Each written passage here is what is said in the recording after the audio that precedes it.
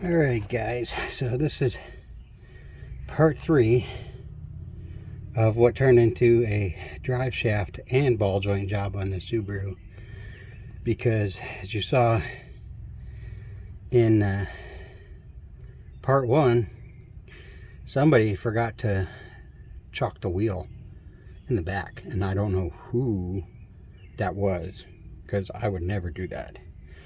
And you saw that it as soon as that ball joint let loose from the control arm, the whole car hit the ground, because I also didn't have the tire underneath the frame like I usually do, and it ripped the drive shaft right apart. So there's the part in there, and I just got the drive shaft in. It took a couple days. Get it from Cleveland. I don't mind saving a few dollars. So this is part 3, and that's what we're after. So I'm gonna have to crawl under there this time, and you take a pry bar and you put it between that piece and the transmission, and you pry it out of there. In theory, it's supposed to work quickly. So give me a second. I'm going to try and find a good angle for the camera before I go under there. And I did chock the wheel today, and I'm going to have the jack and the tire and a jack stand, the one remaining jack stand I have, since the other one got crushed the other day. So give me a minute, and I'm going to pause this and be right back. Alright guys, here we go. I got a pry bar and a hammer, and I'm going to be laying under it this time, so hopefully nothing happens.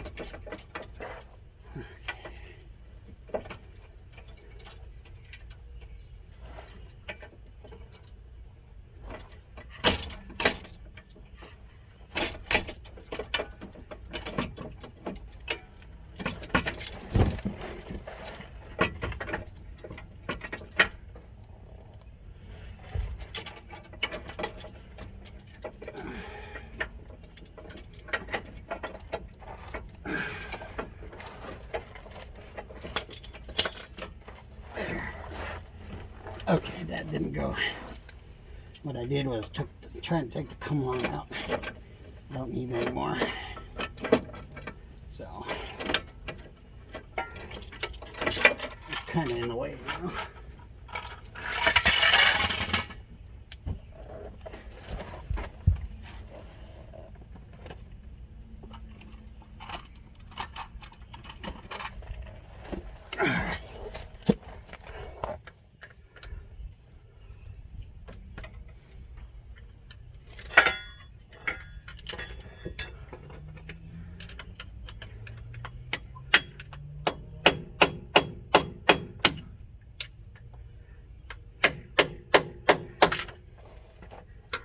Okay, so that came out without too much of a problem. Well, it came part way out anyways.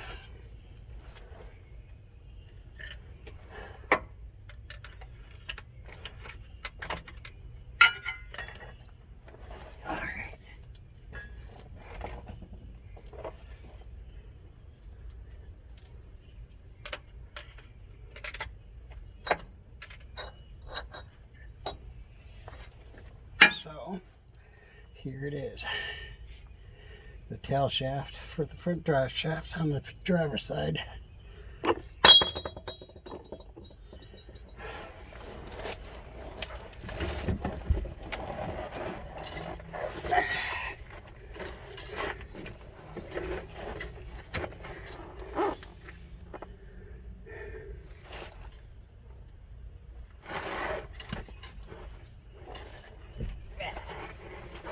Oh my goodness. So now we're gonna take this nice new drive shaft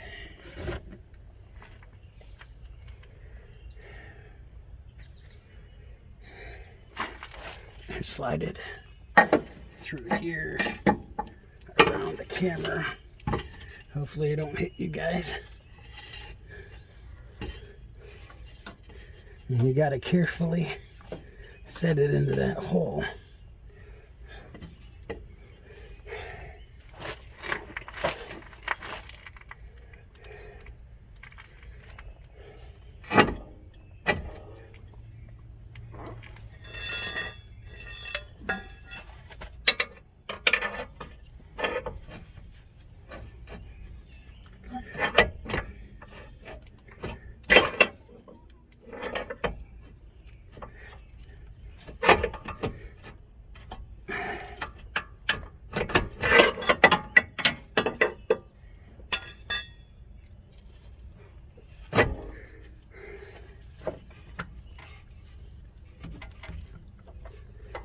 Okay, I can feel it click when the splines lock in. That's half the battle. The other half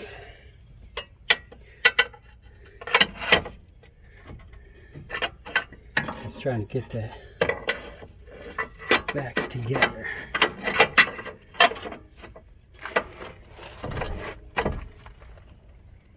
Because my ball joint actually went in.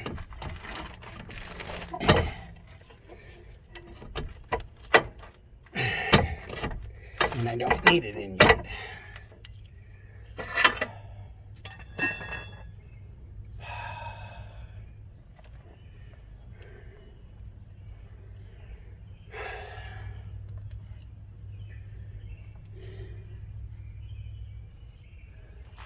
So I guess I need to come along and hook up.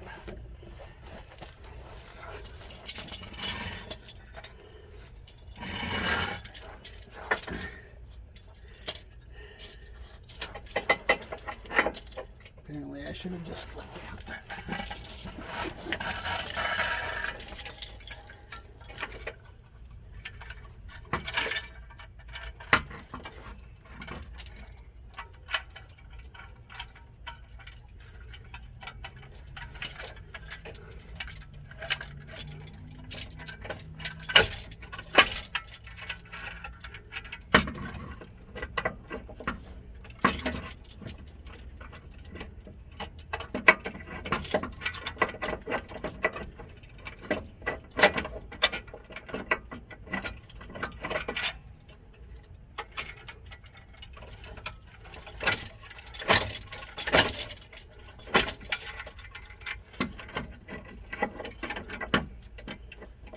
Just a little bit of help here.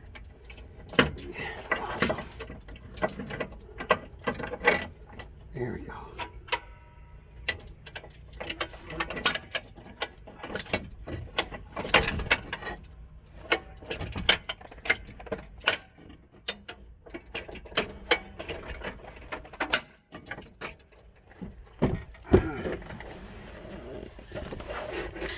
Okay.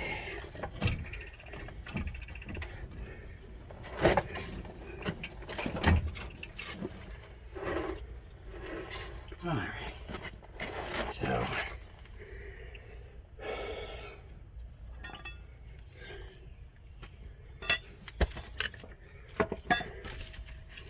now that the ball joint is not in,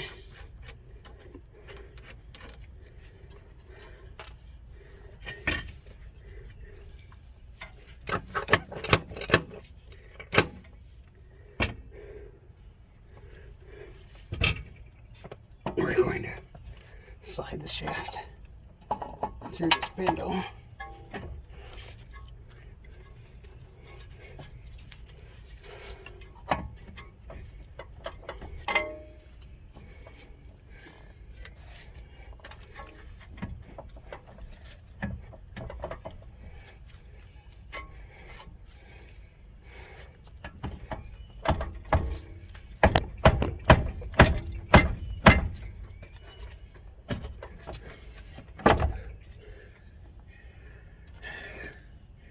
Now it's not going to set into the transmission all the way most of the time.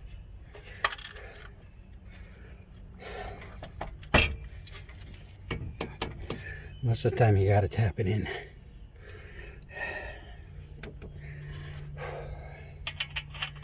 To allow it to seat into the transmission. There's a ring.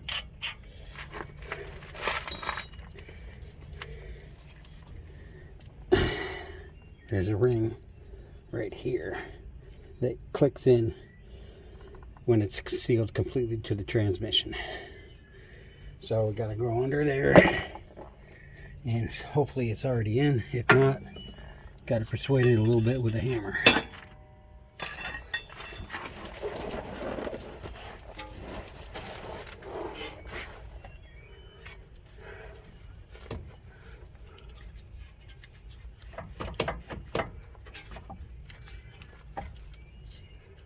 Yeah, it's not.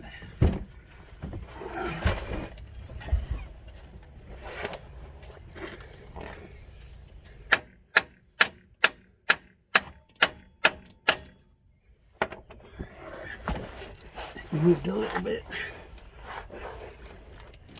but not enough.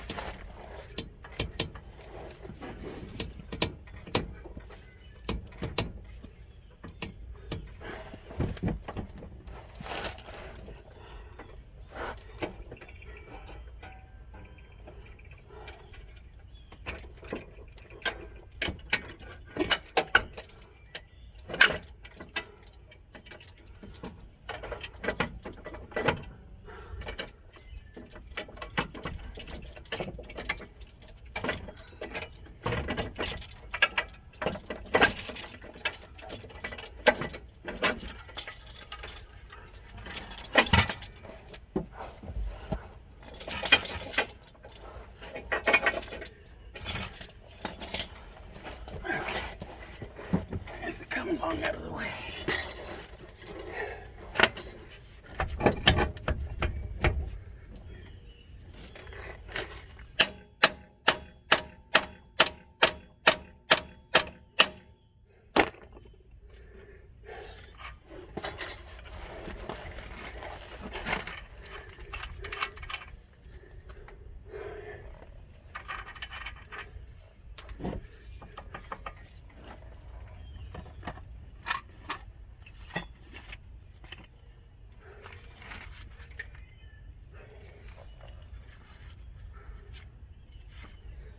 Okay, so we're going to try and use a punch.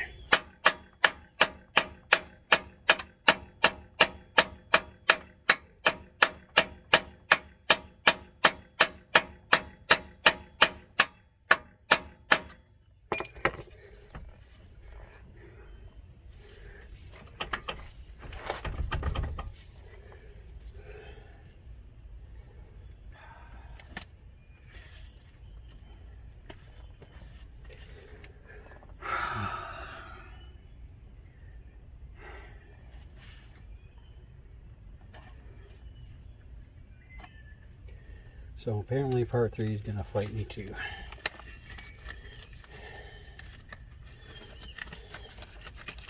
Boy, if I had been at work, this would have been done in like 20 minutes. Not 2 different parts, 3 different parts now. Because I wouldn't have broke the drive shaft.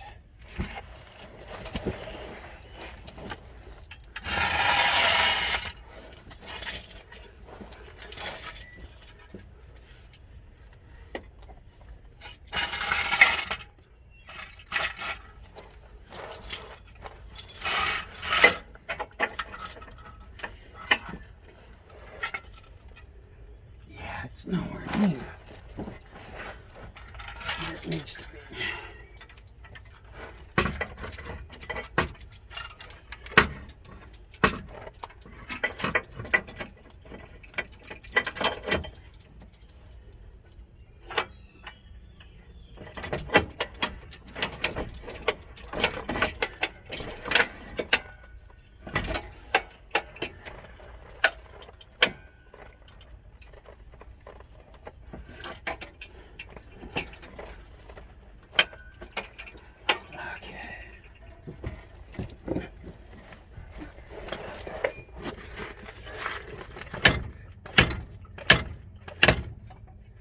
I think we got it. Sometimes if you use the whole spindle, it's a lot more force.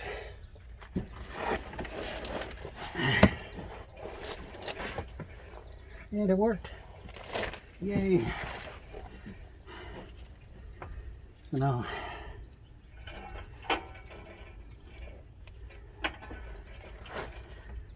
I know I'm done with it. Come on.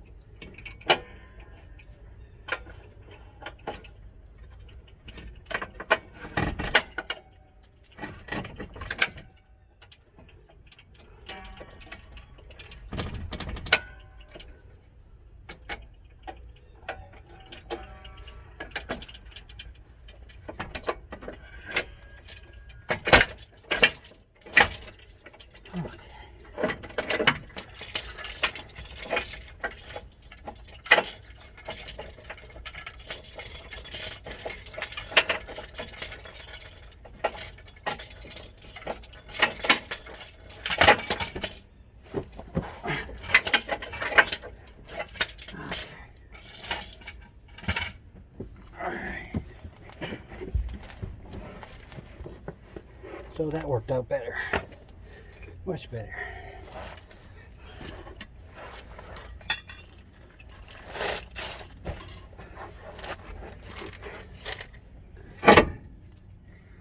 So the drive shaft is in. Ball joint's in. Now we just have to tighten up all the bolts.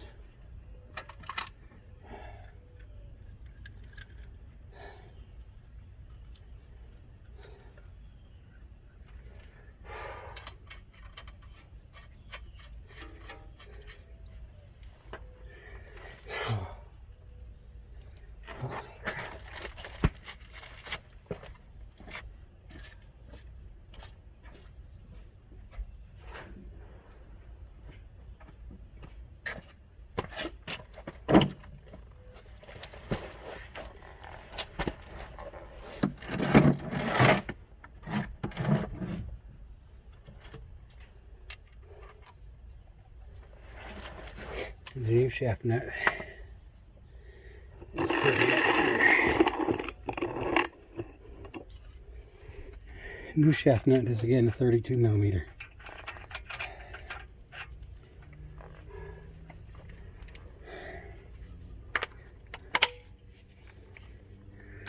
You drive that on like that.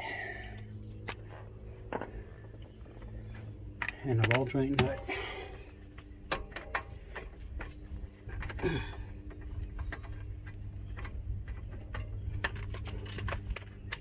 It's supposed to be a 19,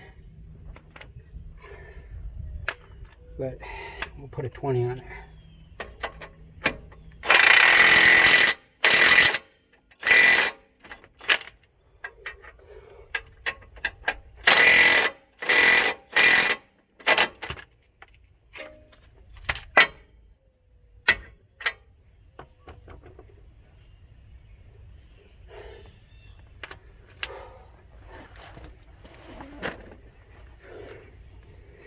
And there you go. I'm not gonna show you putting on the wheel or nothing. So that's how, in 3 parts at home and almost crashing the car on your head, you do a lower ball joint and unfortunately a drive shaft on a 2012 Subaru Legacy. So I hope you all enjoyed. Till the next time, have fun.